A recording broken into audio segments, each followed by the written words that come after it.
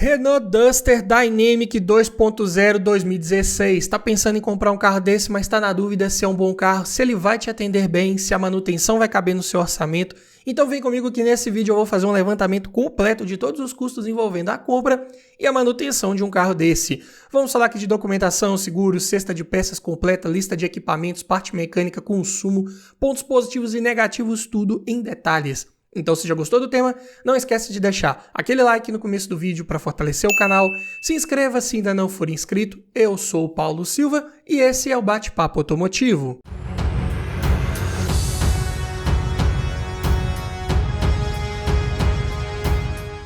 E a Duster aqui em análise, como eu disse, é na versão Dynamic, motor 2.0 16 válvulas flex manual, tração dianteira, ano 2016. Uma das versões top de linha nesse ano modelo. E vamos começar falando aqui dos custos envolvendo a compra de um carro desse. E todos os preços que eu disser nesse vídeo foram cotados em maio de 2023.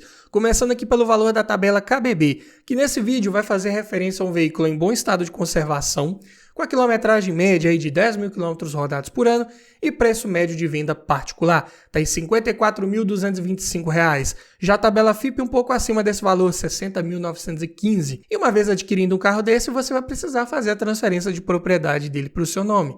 A taxa de transferência esse ano está em R$ 246,81. Assim como também vai precisar trocar as placas, se você estiver comprando esse carro de outro município e ele já não vier com as placas Mercosul instaladas. Aqui na minha região é cobrado em média em torno de R$ 300.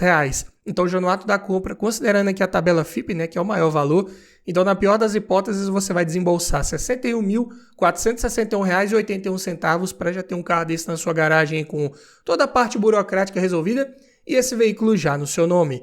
Mas falando agora aqui de documentação, começando pelos custos de IPVA, que aqui em Minas é recolhido uma alíquota de 4% sobre o valor aproximado da tabela FIP. Então, para esse caso aqui em específico, vai ficar em R$ 2.436,60. Taxa de licenciamento, valor cobrado esse ano aqui no meu estado, foi de R$ 33,66. Seguro, que é bem interessante você pensar em fazer para um carro desse, eu vou colocar aqui uma estimativa de 5% sobre o valor da tabela FIP. É uma taxa que eu costumo estimar aqui para os vídeos do canal. Para esse carro ficaria em R$ 3.045,75.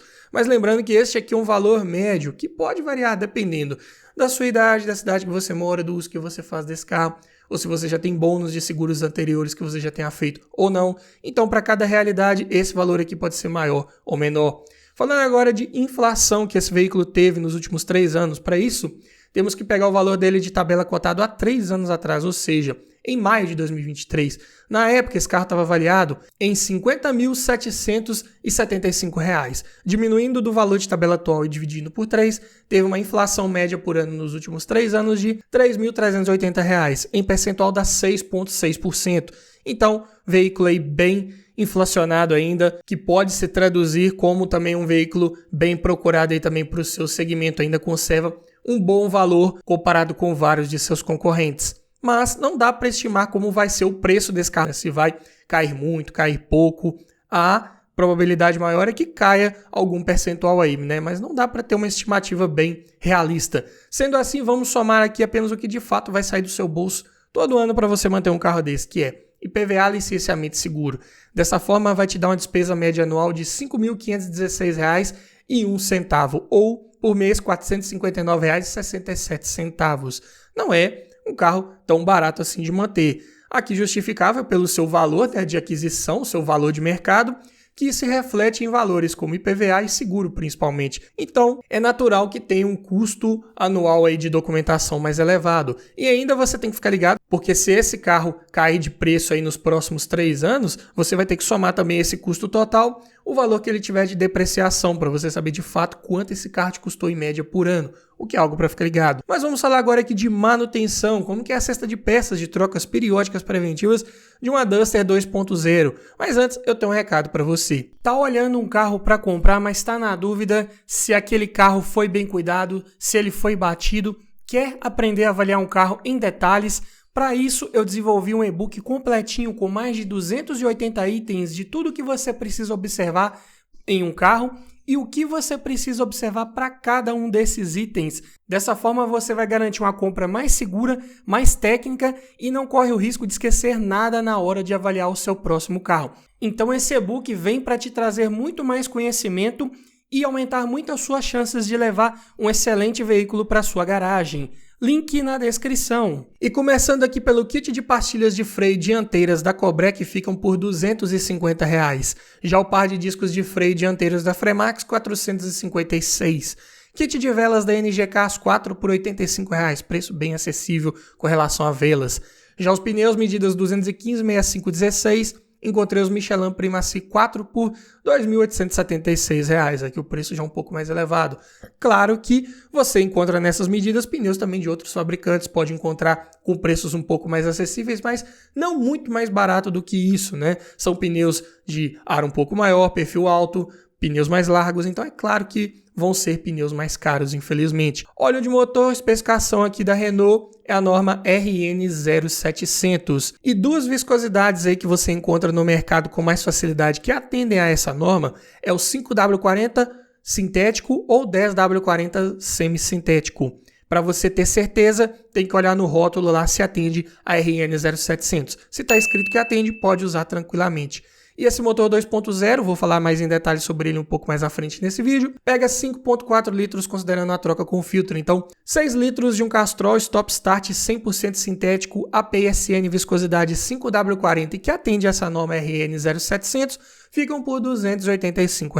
Correia de acessórios encontrei da Gates, sem tensor incluso, preço só da correia aqui por R$ 130. Já o kit de correia dentada encontrei também da Gates, com tensor incluso por R$ 897. É um kit de correia dentada bem caro.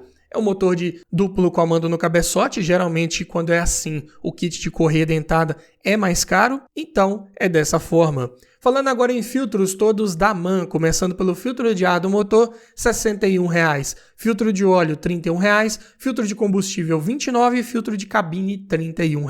Parte de filtros bem acessível. Amortecedores encontrei os 4 Monroe OE Spectrum pressurizados a gás por R$ 1.448.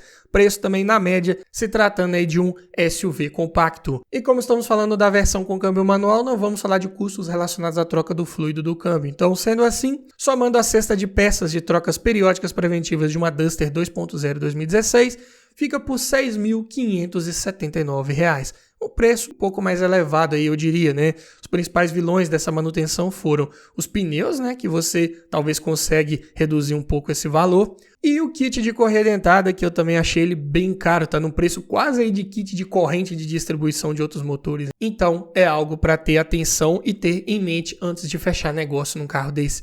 Mas falando agora em custos relacionados a abastecimento, começando pelo custo do tanque cheio. É o motor flex, porém a gasolina aqui na minha região está com um preço proporcionalmente mais vantajoso comparado ao etanol. Está numa média de R$ 4,99 o litro e esse carro tem um tanque até pequeno, de 50 litros. Então fica em R$ 249,50 para enchê-lo. E como que é o consumo? Falando aqui em dados oficiais. Na cidade faz 6,4 km por litro com etanol, 9 com gasolina. Na estrada 7,4 no etanol e 10,8 na gasolina. Consumo bem elevado, eu diria. Na prática, você pode conseguir números um pouco melhores, em torno dos 12, 12,5 na estrada com gasolina, mas vai depender da sua forma de guiar, do trajeto e do trânsito que você pegar. Ainda falando em dados oficiais, agora em autonomia, com um tanque cheio de etanol na cidade, esse carro pode rodar 320 km, com gasolina 450 Já na estrada com etanol, 350 km, com gasolina 540. Tanque pequeno, consumo elevado, a autonomia vai ficar prejudicada. É um carro que, se você for fazer uma viagem mais longa, vai ter que parar mais rápido para abastecer, infelizmente. Mas falando aqui de lista de equipamentos, versão Dynamic já vem de série equipado com direção hidráulica com ajuste de altura, vidro elétrico nas 4 portas, travas e retrovisores elétricos, alarme e rodas de liga leve, ar-condicionado, computador de bordo, duplo airbag frontal ABS, encosto de cabeça para os 5 ocupantes, faróis e lanternas de neblina, luzes de rodagem diurna e sensor de estacionamento traseiro. E os opcionais disponíveis aqui são os bancos de couro e o controlador de velocidade com limitador. Parte de som já vem com a central multimídia com as conexões USB, Bluetooth, comandos no volante, GPS nativo com informações de trânsito em tempo real e opcional de câmera de ré. Há uma lista de equipamentos até bem completinha se tratando do ano, modelo, da categoria, mas não tem nada aqui de se surpreender muito, não tem nenhum grande destaque aqui de série, né? Por exemplo, o controlador de velocidade que vem lá no Logan e no Sandero de série, na versão Dynamic, aqui na Duster vem como opcional, então deixa um pouco a desejar, mas pelo menos tem como opcional. Se você quiser esse item, dá para procurar com um pouco mais de calma até encontrar uma que já vem instalado. Falando agora em conjunto mecânico, aqui equipado com o motor F4R, bem utilizado aí na linha Renault em vários veículos da marca.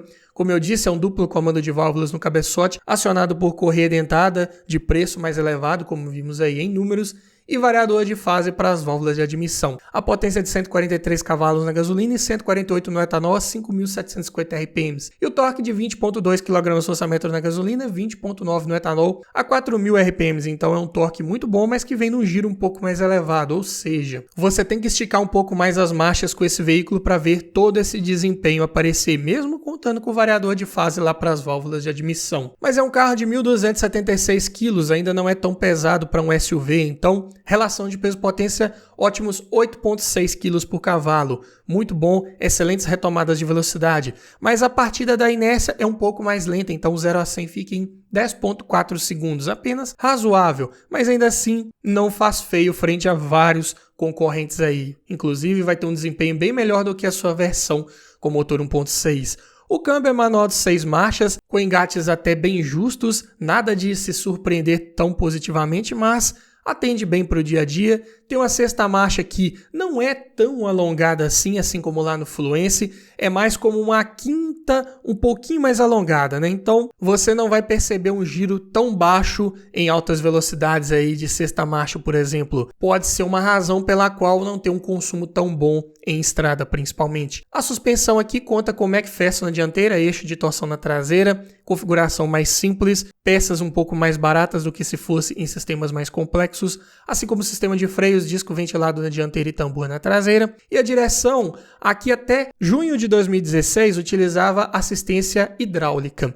Após isso, passou a vir com assistência eletrohidráulica já no modelo 2017. Então, dependendo do mês de fabricação que você pegar um carro desse, se for um 2016, pode vir com um sistema ou outro. Já o porta-malas conta com ótimos 475 litros de capacidade, dá para levar bagagens da família inteira sem maiores problemas e conta com bancos traseiros rebatíveis e bipartidos se você quiser aumentar essa capacidade de carga. Então, quais são os pontos positivos principais de se adquirir uma Duster 2.0 aí, ano 2016? Primeiro é o seu motor bem confiável, resistente, utilizado por vários anos aí na linha Renault, como já disse, boa oferta de peças, preços, né, como vimos, alguma coisa ali um pouco mais fora da curva, outros preços aí, por exemplo, de velas bem mais acessíveis, então ainda não é um carro que chega a ser inviável de manter. Tem um bom desempenho, com uma boa lista de equipamentos até, como vimos aí em detalhes, carro de bom espaço interno para quem vai no banco traseiro, boa altura do solo, um dos requisitos principais de um bom SUV, conta com 210 milímetros de vão livre, então não vai raspar com facilidade aí em nenhuma irregularidade. O ângulo de entrada é de 30 graus, de saída 34 graus e o central 22 graus. Então, ângulos muito bons aí para você não raspar o fundo desse carro. Porta-malas de ótima capacidade, boa posição ao guiar, mais altinha para quem gosta aí dessa pegada de um SUV. Por essas e outras razões, carro também de bom custo-benefício, entrega bastante pelo valor que ele cobra frente aos seus concorrentes e também pelo seu ano de fabricação. Mas é claro que ele tem seus pontos para você ficar ligado. O acabamento não é dos melhores, plástico duro ali para todo lado.